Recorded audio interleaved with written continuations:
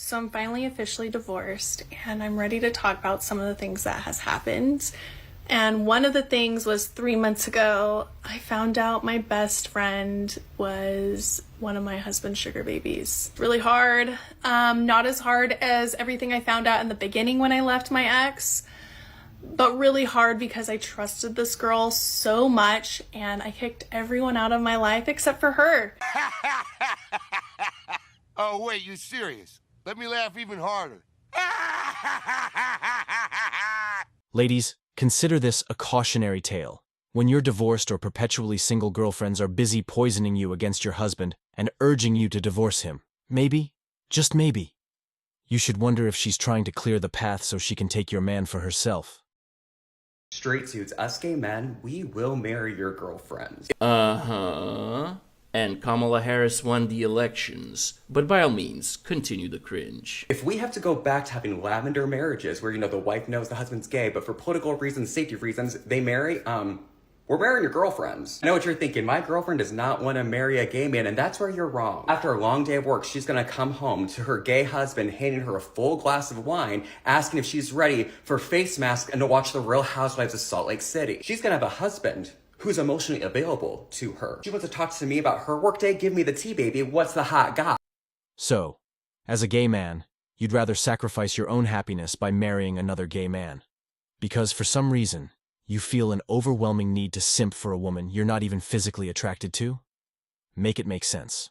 And I'm not dumb. What? And I'm not dumb. Are you sure about that? I know what else you're thinking. No, my girl, she'd miss being physically intimate too much. Now, I don't speak for all the gays, but for me, personally, hear me when I say, your girlfriend is doing me a very big favor. And if sister girlfriend just asked, I am more than happy, I am more than willing to return that favor. So would you be just as happy to return the favor if your straight wife craved physical intimacy with a man? Some might call that putting on a facade just to weasel your way into a woman's life. But hey, I'm curious. Some people might think? interpret that as... Let me know in the comments. Dude, you shouldn't have voted for the orange guy. So basically, Trump hasn't even been inaugurated yet, and somehow he's already making gay men marry and sleep with straight women, thereby magically transforming them into straight men. The logic checks out, right? And what's correct is sacred, of course. This chain of logic is correct, and what is correct is sacred. Honestly, this might just be the weirdest timeline I've ever lived in. And this was based on a really humbling experience where I'm trying to get 4 men together to help me move a really heavy object from point A to point B. Not a far point A to point B either. And I can't do it. It can't be done. I'm in hell. I've tried for days, texting every man I know. Can you please come help me move this heavy thing? It's a piece of granite, by the way, because what I need is a piece of granite moved about 15 feet. Cannot gather 4 men to do that. Oh, I can't. I'm going to be hung over that day. Oh, I can't. Football is on. Wah. Number 1, they don't make men like they used to, because how come nobody wants to be helpful? Because you're not out here polishing their eggplants. That's why. You gotta give him that huck too and spit on that thing, you get me? Little helpless old me? You want me to pick up the granite slab? Yeah, pretty much. Why? You're not being helpful. Sweetie, listen.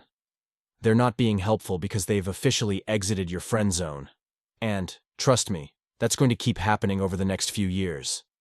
But hey, if you ever need someone strong to move heavy stuff, you can always call the bear. Leave me alone, please leave me alone. Leave me alone, please leave me alone. Or, you could ask this guy. Then again, he might try to marry you. And who knows, maybe he'll even try to return the favor. I'm Bahar Nabieva. Because you're single right now, right? Yeah. How should guys approach you in the gym, or if at all? They don't approach me, they just stare at me because I think I look intimidating. So they do where they find you on social media, follow you, slide in the DMs, they but never actually say anything. Talking about, I saw you in the gym, but I was kind of a little scared to approach you, and I was like, no wonder. Do you understand how you're kind of intimidating, though? Yeah, but I think, even at this point, without no context, I think it's the vibe that I'm giving off, maybe a little, tomboyish style, and I think I do look a little intimidating. Oh, shut up. Sweetie, no one's scared of you, let's get that straight. But let me mansplain the situation for you. Most guys go to the gym to, work out, not to waste time showering gym girls with free public validation. They've got gains to chase, not egos to stroke. A lot of you lovely gym ladies, bless your hearts, tend to act a bit extra, dressing like it's a nightclub, setting up cameras, and farming outrage clicks every time a guy glances in your direction. It's not that deep, but okay. Even if you're not pulling stunts like that, some men might consider approaching. Except they've learned better. For over a decade now, women have been making public rejection an Olympic sport. So guys figured out it's easier to avoid the drama altogether. So no, men aren't scared. They're just playing it smart. Hope that clears it up for you. Sometimes men disappear because they feel like their effort is not being reciprocated. Talk about it. So hear me out. A lot of women feel like their approach to dating is, you as a man have to prove to me you are worthy of my time, my energy, and me being more vulnerable to you. And because of what you've been through, you think that's the right way to do it. But unfortunately, when you're dealing with a man who's actually serious and he's seeing you're holding back, you got walls up, he has concerns that you're wasting his time. So now he falls off because he's like, all right, she's tripping, she's not really making any effort. But because there's still a desire there, because he still likes her, I think the comment, the like, is a temperature check. Let me see how she'll respond. Let me see if I can still reignite something here.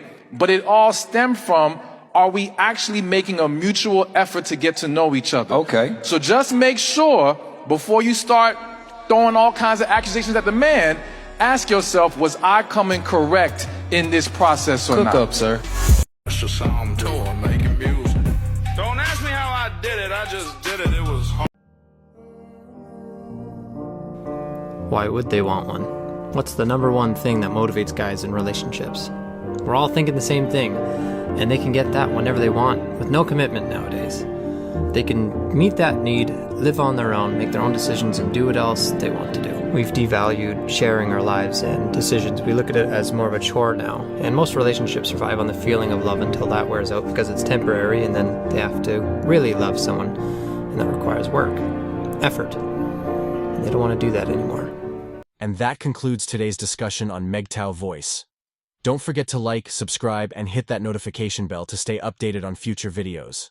Share your thoughts in the comments below, and I'll see you all in the next video.